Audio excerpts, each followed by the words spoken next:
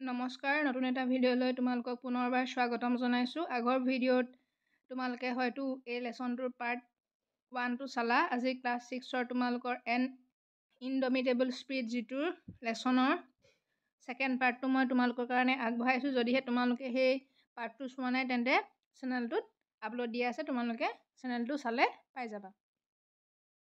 এতিয়া আমি আহোঁ ছেকেণ্ড পাৰ্টত। এইখিনিৰ পৰা আমি ষ্টাৰ্ট কৰিব লাগিব যে what is your typical training routine. আমি গম পাওঁ কি অনামিকা পেগু বোলা এগৰাকী ছোৱালী আছিল। তেওঁ পেৰা এথলেটিক্স আছিল আৰু তেওঁক ইণ্টাৰভিউ লৈছিলে এজন ৰিপৰ্টাৰে, হয়নে? তেতিয়াহ'লে ইণ্টাৰভিউৱাৰ মানে সেই নিউজ চেনেলটোৰ সংবাদদাতাজনে সুধিছে যে what is your typical training routine, তোমাৰ মানে ট্ৰেইনিং ৰুটিনখন কি হয়? তেতিয়া ইণ্টাৰভিউৱে কৈছে যে I am train in adapting techniques for my needs. যিহেতু যিসকলে দৌৰে বা খেলে তেওঁলোকে কি কৰিব লাগে, ভৰিৰ শক্তিৰ কাৰণে বা তেওঁলোকে বহুত সময় ভাগৰ নলগাকৈ দৌৰি থাকিবৰ কাৰণে নিজৰ শৰীৰটোক কি কৰিবলগীয়া হয়, তাৰ কাৰণে প্ৰস্তুত কৰিবলগীয়া হয়। সেইকাৰণে তেওঁলোকে ভাগ ভাগকৈ ট্ৰেইনিং কৰে। যিহেতু তেওঁ পেৰা এথলেটিক্স চলে, তেওঁৰ কি আছিলে, অলপ শাৰীৰিকভাৱে তেওঁৰ অলপ অসুবিধা আছে, গতিকে সেইটোৰ লগত খাপ খুৱাই তাই কি কৰিব লাগিব, ট্ৰেইনিং ল'ব লাগিব। সেইকাৰণে কৈছে যে এডাপ্টিং টেকনিক্স ফৰ মাই নিডছ, মানে তাইৰ যিখিনি প্ৰয়োজনীয়তা আছে সেইখিনিৰ লগত খাপ খাব পৰাকৈ তাই কিছুমান কৌশল প্ৰেক্টিছ কৰে, ট্ৰেইনিং কৰে, প্ৰশিক্ষণ লয় 3 times a week। আৰু কিমান লয়? সপ্তাহত 3 দিন লয়। My coach help me with balance. কৈছে যে মোৰ কোচজনে মোক কোচ মানে কি, যি প্ৰশিক্ষণ দিছে, সেই প্ৰশিক্ষণ দিয়া গুৰু যিজনে তেওঁ কি কৰে, সহায় কৰে বেলেঞ্চ কৰাত, ভাৰসাম্য ৰক্ষা কৰাত সহায় কৰে। তাৰপাছত ষ্ট্ৰাইড এণ্ড এণ্ডুৰেঞ্চ।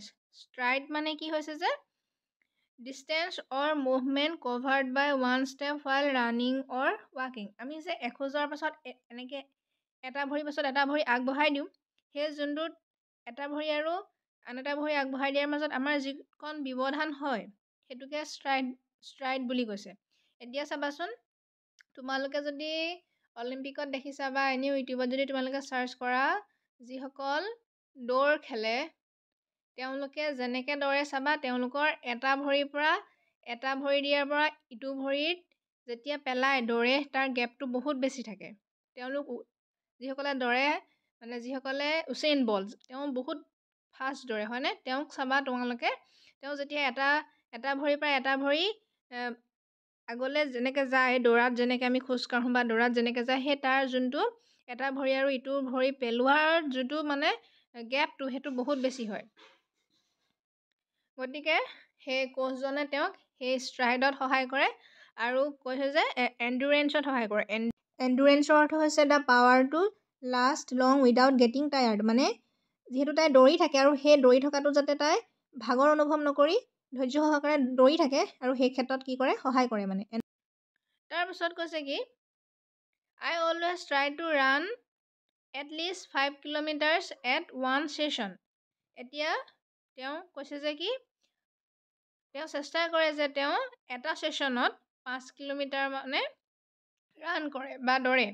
এতিয়া বাকীখিনি আমি কিলোমিটাৰ্ছ 5 kilometers বুজি পালোঁ, এটলিষ্ট মানে অন্ততঃ, আৰু ছেশ্যন মানে হৈছে কি যে a specific block of time dedicated to something. এতিয়া তেওঁ যিহেতু প্ৰেক্টিছ কৰে, হয়নে, তেওঁ ৰাতিপুৱা প্ৰেক্টিছ কৰে বা আবেলি প্ৰেক্টিছ কৰে, তেওঁতো 1 ঘণ্টা বা 2 ঘণ্টা যিমান ঘণ্টাই প্ৰেক্টিছ নকৰক লাগিলে এটা তেওঁলোকৰ সময়টো ভাগ কৰি থোৱা ছেশ্যন থাকিব, হয়নে? বোলে মৰ্ণিং 6টাৰ পৰা কৰিব 9টালৈকে, তাৰপিছত তেওঁ ব্ৰেক থাকিব, আকৌ 1টাৰ পৰা কৰিব 3টালৈকে, তেনেকৈ তেওঁলোকে এখন ৰুটিন থাকিব ন, সাধাৰণ ৰুটিন এখন থাকিব। সেই ধৰা 7টাৰ পৰা যদি তেওঁ 9টালৈকে কৰিছে, সেই ছেশ্যনটোত তাই কি ট্ৰাই কৰে যে তাই মানে অন্ততঃ 5 কিলোমিটাৰ যাতে তাই দৌৰে, সেইটো ট্ৰাই কৰে। তাৰপিছত ইণ্টাৰভিউৱাৰে সুধিছে how do you balance sports and studies. মানে খেল আৰু পঢ়া শুনাখিনিৰ মাজত তেওঁ কেনেদৰে মানে ভাৰসাম্যতা ৰক্ষা কৰে। যিহেতু অকল খেলিলেইতো নহ'ব, পঢ়িবও লাগিব, হয়নে? তেতিয়া ইণ্টাৰভিউৱে কৈছে কি যে টাইম মেনেজমেণ্ট ইজ ক্ৰুচিয়েল। মানে সময়টো মেনেজ কৰা, সময়টো তেওঁ কেনেকৈ ভগাই ল'ব, সেইটো হৈছে কি আটাইতকৈ গুৰুত্বপূৰ্ণ। My teacher and friends help me with my studies. My teacher and friends, মোৰ শিক্ষাগুৰুসকলে আৰু মোৰ ফ্ৰেণ্ডছে মোক পঢ়া শুনাৰখিনিৰ ক্ষেত্ৰত কি কৰে, সহায় কৰে। I am very grateful to them আৰু মই তেওঁলোকৰ প্ৰতি বহুত কৃতজ্ঞ। তাৰপিছত ইণ্টাৰভিউৱাৰ কৈছে who is your inspiration. Inspiration মানে প্ৰেৰণা। এতিয়া কৈছে যে হু ইজ ইয়ৰ ইনস্পিৰেশ্যন মানে তোমাৰ প্ৰেৰণা কোন হয়? প্ৰেৰণা কি? এতিয়া ইণ্টাৰভিউৱে কৈছে যে দীপা মল্লিক। তেওঁৰ তেতিয়াহ'লে প্ৰেৰণা কোন? Deepa Malik. India's first women India's first women para athlete to win a Paralympic medal. Paralympic মেডেলত মানে পদক পোৱা বা এনেকৈ উইন হোৱা জয়ী হোৱা প্ৰথম মহিলা পেৰা এথলেটিক কোন হয়? দীপা মল্লিক। আৰু দীপা মল্লিকে হৈছে তাইৰ কি হয়? অনামিকা পেগুৰ ইনস্পিৰেশ্যন মানে প্ৰেৰণা। হাৰ ডিটাৰমিনেশ্যন ইনস্পায়াৰ্ছ মি মানে তেওঁৰ দৃঢ়তাই মোক প্ৰেৰণা দিয়ে। ইণ্টাৰভিউৱাৰে সুধিছে হোৱাট আৰ ইয়ৰ ফিউচাৰ গ'ল? তোমাৰ ভৱিষ্যতৰ লক্ষ্য কি হয়? তাৰপাছত ইণ্টাৰভিউৱে কৈছে মানে অনামিকা পেগুৱে কৈছে oh yes my short term goal is to win the national championship. অ' হয় মোৰ শ্বৰ্ট টাৰ্ম মানে এই কম সময়ৰ ভিতৰতে তাই কৈছে যে মই মানে মোৰ শ্বৰ্ট টাৰ্ম গ'ল হৈছে যে কি নেশ্যনেল চেম্পিয়নশ্বিপ জিকাটো। নেশ্যনেল চেম্পিয়নশ্বিপ মানে কি ৰাষ্ট্ৰীয় প্ৰতিযোগিতা। তেওঁ প্ৰেক্টিছ কৰিছে আৰু প্ৰথমতে তেওঁ কি লক্ষ্য ৰাখিছে যে তেওঁ প্ৰথমতে নেশ্যনেল চেম্পিয়নশ্বিপ জিকিব। তাৰপাছত কি কৰিব যে কৈছে যে ultimately I want to represent India in international competitions. আৰু কৈছে যে আল্টিমেটলি মানে শেষত মই ভাৰতবৰ্ষক কি কৰিব বিচাৰিছে? ৰিপ্ৰেজেণ্ট কৰিব বিচাৰিছে মানে প্ৰতিনিধিত্ব কৰিব বিচাৰিছে মানে ভাৰতৰ হৈ তেওঁ খেলিব বিচাৰিছে ইণ্টাৰনেশ্যনেল কম্পিটিশ্যনত। আন্তৰ্জাতিক যিবিলাক খেল ধেমালি হয় কম্পিটিশ্যন হয় প্ৰতিযোগিতা হয় তাত ভাৰতক তেওঁ প্ৰতিনিধিত্ব কৰিব বিচাৰিছে। কোনে? অনামিকা পেগু। তাৰপিছত ইণ্টাৰভিউৱাৰে সুধিছে how does it feel to represent Assam in national level event মানে অসমক ৰাষ্ট্ৰীয় পৰ্যায়ত প্ৰতিনিধিত্ব কৰাৰ তোমাৰ অনুভৱটো কেনেকুৱা অনুভৱ হয় সেইটো সুধিছে। তাৰপিছত ইণ্টাৰভিউৱে কৈছে মানে অনামিকা পেগুৱে কৈছে ইটছ এন ইমেন্স অনাৰ। কৈছে যে এইটো অপৰিসীম এটা সন্মান আৰু অনাৰ মানে কি সন্মান আৰু ইমেন্স মানে অপৰিসীম। I am proud to showcase Assam's talent and resilience on the national stage. কৈছে যে মই অসমৰ যিখিনি প্ৰতিভা আছে আৰু যিখিনি তেওঁলোকৰ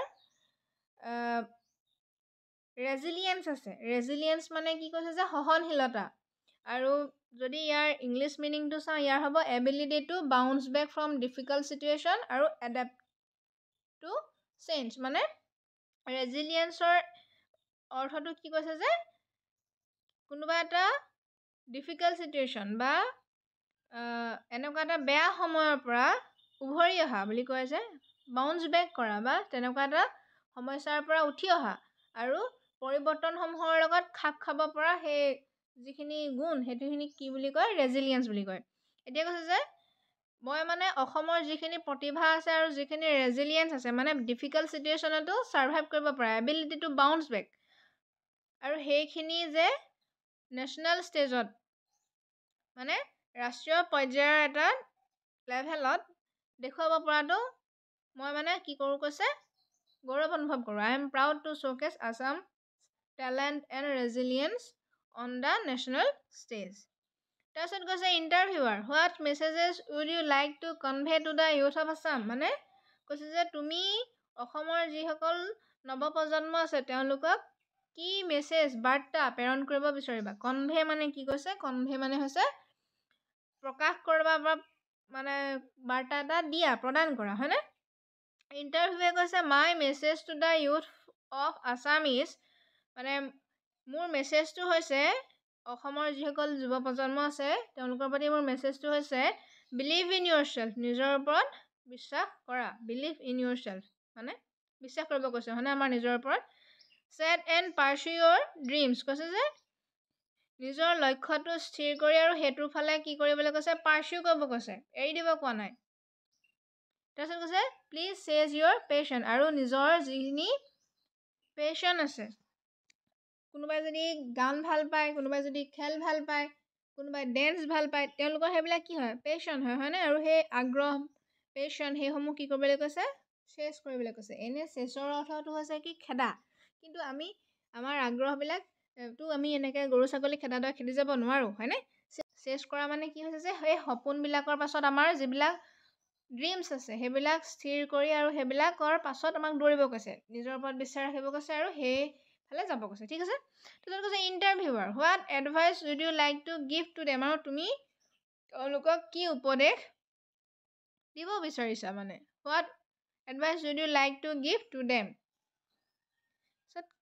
ইণ্টাৰভিউৱে কৈছে ফ'কাছ অন ইয়'ৰ ষ্ট্ৰেংথ মানে তোমাৰ যিখিনি সামৰ্থ্য বা শক্তি আছে সেইখিনিৰ ওপৰত ফ'কাছ কৰা মানে কেন্দ্ৰ কৰা তাৰপাছত life has ups and downs জীৱনত আপছ এণ্ড ডাউনছ থাকে কেতিয়াবা ভাল কেতিয়াবা বেয়া হয়নে আপছ মানে কি কেতিয়াবা যেতিয়া আমাৰ ভাল থাকে আৰু ডাউনছ মানে কি যেতিয়া আমি একেবাৰে মানে অসহায় অনুভৱ কৰোঁ কৈছে যে জীৱনত তেনেকুৱা আপছ এণ্ড ডাউনছ থাকেই so' don't allow failures to let you down সেইকাৰণে কৈছে যে তোমাক মানে তুমি যদি কেতিয়াবা অসফলো হোৱা ফেইলো হোৱা সেইটোৱে যাতে তোমাক একেবাৰে মানে নিৰাশা নকৰে তাক মানে সেই ফেইলুৰটোক প্ৰাধান্য নিদিবা তুমি যদি কেতিয়াবা হাৰি চাও একো নাই জীৱনত হৰাজিকা থাকে বা আপছ এণ্ড ডাউন থাকে গতিকে সেইখিনিক তুমি বেছিকৈ মানে গুৰুত্ব নিদিবা যাতে ই তোমাক একেবাৰে দমাই ৰাখে কৈছে যে এণ্ড হেণ্ডেল ছাকচেছ কেয়াৰফুলি আৰু যি তুমি যদি সফলতা লাভ কৰিছা সেইখিনিক ভালদৰে হেণ্ডেল কৰিবলৈ কৈছে মানে হেণ্ডেল ছাকচেছ কেয়াৰফুলি মানে তুমি যদি ভাল কাম কৰি আছা সেইখিনি যাতে তুমি বৰ্তাই ৰাখিব পৰা সেইখিনিৰ ওপৰত মানে প্ৰাধান্য দিবলৈ কৈছে হয়নে কেয়াৰফুলি হেণ্ডেল কৰিবলৈ কৈছে ষ্টে ডেডিকেটেড মানে কি কোনোবা এটা কামৰ প্ৰতি নিজকে উচৰ্গা কৰি থকা মানে ডেডিকেটেড কোনোবা এটা কামত মানে ভালদৰে কৰি লাগি থকা মানে অকল এনেই নহয় যে তুমি কামটো কৰিছা বেলেগক কাৰোবাক দেখি কৰিছা তাৰপিছত আকৌ 2-3 মাহৰ পাছত দেখিছে যে একো প্ৰগ্ৰেছ হোৱা নাই বা আগবঢ়া নাই আকৌ এৰি দিলা তেনেকৈ নহয় মানে কামটোত কি লাগি থাকিব লাগিব আমি কামটোৰ প্ৰতি ডেডিকেটেড হ'ব লাগিব তাৰপিছত কৈছে মষ্ট ইম্পৰ্টেণ্টলি আৰু আটাইতকৈ গুৰুত্বপূৰ্ণ কথাটো কি কৈছে যে এনজয় হোৱাট ইউ ডু আৰু তুমি যিটো ভাল পোৱা সেইটো কৰিব কৈছে মষ্ট ইম্পৰ্টেণ্টলি মানে গুৰুত্বপূৰ্ণ কথাটো কি যে আমি যোনটো ভাল পাওঁ সেইটো কৰিব লাগে তাৰপিছত ইণ্টাৰভিউৱাৰে সুধিছে thank you Anamika for sharing your inspiring story ধন্যবাদ অনামিকা তুমি যে যিটো তোমাৰ ইনস্পায়াৰিং ষ্টৰী মানে প্ৰেৰণাদায়ক যিটো কাহিনী তুমি আমাক মানে শ্বেয়াৰ কৰিছা সেইটো কাৰণে তোমাক কি ধন্যবাদ I wish you all the best for your future career আৰু তোমাৰ ভৱিষ্যতৰ জীৱনৰ কাৰণে মই তোমাক কি কৰিছোঁ যে ভাল মানে উইচ কৰিছোঁ মানে I wish you all the best your achievement will certainly be an inspiration for others আৰু তুমি মানে আৰু তোমাৰ ইয়'ৰ এচিভমেণ্টছ আৰু তোমাৰ এই প্ৰাপ্তিখিনিয়ে নিশ্চিতভাৱে কাৰোবাৰ কাৰণে কি হ'ব অনুপ্ৰেৰণা হ'ব হয়নে ইনস্পিৰেশ্যন হ'ব ফৰ আদাৰ্ছ ইণ্টাৰভিউৱে কৈছে থেংক ইউ ধন্যবাদ ইণ্টাৰভিউৱাৰে কৈছে thank you for giving me your valuable time তাৰপিছত তেওঁ ইণ্টাৰভিউ যিজনে লৈছিলে সেইজনে কৈছে যে ধন্যবাদ তোমাৰ বহুমূলীয়া সময়কণ মোক দিয়াৰ বাবে ঠিক আছে তাৰপিছত let's learn what the words below' mean in the lesson আৰু ইয়াৰ শব্দকেইটাৰ অৰ্থ দিছে fascinated extremely interested and attracted to something মানে সাংঘাতিকভাৱে আগ্ৰহী হোৱা আৰু কোনোবা এটা বস্তুৰ প্ৰতি আকৰ্ষিত হোৱাটো কি বুলি কয় ফেচিনেটেড কয় পাৰ্চুইং মানে কি হয় to follow' or continue to try to achieve something মানে কোনোবা এটা বস্তু পাবৰ কাৰণে চেষ্টা কৰা to follow' or continue to try to achieve something pursuing self doubt মানে লেক অফ কনফিডেঞ্চ মানে কি বিশ্বাস নথকা কি বুলি কয় চেল্ফ ডাউট ক্ৰুচিয়েল মানে ভেৰি ইম্পৰ্টেণ্ট বহুত গুৰুত্বপূৰ্ণ শ্ব'কেছ মানে কি এই চিটুৱেশ্যনৰ setting where something can be displayed এনেকুৱা এটা পৰিৱেশ য'ত কিবা এটা মানে দেখুওৱা হয় শ্ব'কেছ যেনেকৈ কি হয় অলিম্পিকত যেনেকৈ বিশ্বৰ মানে প্ৰত্যেকখন ৰাষ্ট্ৰৰে কি হয় খেলুৱৈসকল আহে আৰু তেওঁলোকে দেখুৱাই যে তেওঁলোকৰ দেশখনত কিমান প্ৰতিভাৱান খেলুৱৈ আছে হয়নে সেইটো শ্ব'কেছ কৰা হয় আৰু খেল ধেমালিতো সেইটো থাকেই তাৰপিছত ৰেজিলিয়েঞ্চ হৈছে the ability to recover from difficulties quickly মানে কোনোবা এটা বেয়া পৰিস্থিতিৰ পৰা ডিফিকাল্টিজ তেনেকুৱা পৰিস্থিতিৰ পৰা বাউন্স বেক কৰা মানে তাৰ পৰা উঠি অহা পটেঞ্চিয়েল মানে qualities that exist and can be develop potential কি কৈছে কোৱালিটিজ ডেট এক্সিষ্ট মানে কোৱালিটিজ গুণ যিটো মানে থাকে আৰু কেন বি ডেভেলপ আৰু এতিয়া আৰু তাক বিকাশ কৰিব পাৰি। এতিয়া এনেকুৱা নিচিনা হয় কিছুমানৰ কণ্ঠটো খুব শুৱলা হয়, মানে তেওঁৰ কণ্ঠটো শুৱলা মানে কি তেওঁৰ গান গাব পৰা কি আছে কেপাচিটিটো আছে। আৰু যদিহে তেওঁৰ মাতটো শুৱলা, তেওঁৰ সেইটো অলপ সুৰ চুৰ দিব পৰা তেওঁৰ কি আছে গুণ আছে, কোৱালিটিছ আছে, তেতিয়াহ'লে তেওঁ সেইটো কি হয় তেওঁ প্ৰফেচনেলি গান গাব পাৰিব। এতিয়া মই এটা উদাহৰণ দিবলৈ যাওঁ, তোমালোকৰ ভাওনাবিলাকত কি থাকে, দোহাৰত গীত গাব লাগে হয়নে, তেওঁলোকে সুৰ দিয়ে, তেওঁলোকৰ কণ্ঠটো ভাল আৰু তেওঁলোকৰ সেই গাত মানে গুণটো আছে, আৰু সেই গুণটো যদি তেওঁলোকে বিকাশ কৰে বা তেওঁলোকে যদি কাৰোবাৰ ওচৰত ভালদৰে শিকা মেলা কৰি অলপ যদি আৰু অকণমান সেই গুণটো যদি বিকাশ কৰে, তেওঁলোকে কি কৰিব পাৰিব, চিনেমাত গান গাব পাৰিব বা বিহু প্ৰগ্ৰেমত গান গাব পাৰিব হয়নে। গতিকে সেইটো পটেনচিয়েল, মানে কিবা এটা গুণ আছে আৰু যিটো গুণ আমি মানে বিকাশ কৰিব পাৰোঁ। ঠিক আছে, এতিয়া উদাহৰণটো দিয়াৰ লগে লগে তোমালোকে বুজি পাইছানে পটেনচিয়েল মানে কি। তাৰপিছত এইকেইটা প্ৰশ্ন অলপ আলোচনা কৰি দিওঁ। Anamika Pegu was encourage to take up adaptive running by, adaptive running দিবলৈ তেওঁক কোনে উৎসাহ প্ৰদান কৰিছিলে, এডাপ্টিভ ট্ৰেইনিঙৰ কাৰণে তেওঁ কোচ আছিলে হয়নে। তেতিয়াহ'লে ইয়াত কাৰ পৰা তেওঁ কোচ কোন আছিলে, ৰাণীন পাটৰ হয়নে। তাৰপিছত Anamika Pegu started running at কেইবছৰৰ পৰা এটা দৌৰা ষ্টাৰ্ট কৰিছিলে, 12 yearsৰ পৰা ষ্টাৰ্ট কৰিছিলে হয়নে। তাৰপিছৰ পৰা তেওঁ এইখিনিত আছে যে প্ৰশ্নটো, তাৰপিছত ৰিগৰাছ ট্ৰেইনিং 14ৰ পৰা আৰম্ভ কৰিছে। I started running at 12 বা rigorous training began at 14, মানে দৌৰা ষ্টাৰ্ট কিমান বছৰৰ পৰা কৰিলে, 12 বছৰৰ পৰা। তাৰপিছত যে কৈছিলে যে who introduced you to running, ৰাণীন পাটৰে তেওঁক কি কৰিছিলে, এনকাৰেজ কৰিছিলে হয়নে এডাপ্টিভ ৰানিঙৰ কাৰণে সেইটো। তাৰপিছত আহি গৈছে যে India's first women para athlete to win a Paralympic medalist, ইণ্ডিয়াৰ প্ৰথমজন পেৰা এথলেটিক যিজনে পেৰালিম্পিক জিকিছিলে তেওঁ কোন হয়, দীপা মল্লিক। তাৰপিছত Anamika Pegu one the national championship, the state sports award, the Olympic medal, all of the above. Anamika পেগুৱে কি জিকিছিলে, এইটো প্ৰথম লাইন কেইটাতে তোমালোকে পাইছিলানে, কি পাইছিলে চোৱা, ষ্টেট স্পৰ্টছ এৱাৰ্ড। তেওঁ কি পাইছিলে, ষ্টেট স্পৰ্টছ এৱাৰ্ড। আশা কৰিছোঁ তোমালোকে লেচনটো বুজি পাইছা। যদিহে তোমালোকে বুজি পাইছা তেন্তে ভিডিঅ'টো লাইক কৰি, বুজিছানে নাই বুজা কমেণ্ট কৰিবলৈ নাপাহৰিবা, আৰু যদি প্ৰথমবাৰ আহিছা তেন্তে চেনেলটো ছাবস্ক্ৰাইব কৰিবলৈ নাপাহৰিবা, কাৰণ মই পাঠ্যপুথিৰ লগত যিবিলাক প্ৰয়োজনীয় লেচন আছে সেইসমূহৰ ওপৰত ভিডিঅ' প্ৰায় প্ৰস্তুত কৰি থাকোঁ। ঠিক আছে, ধন্যবাদ।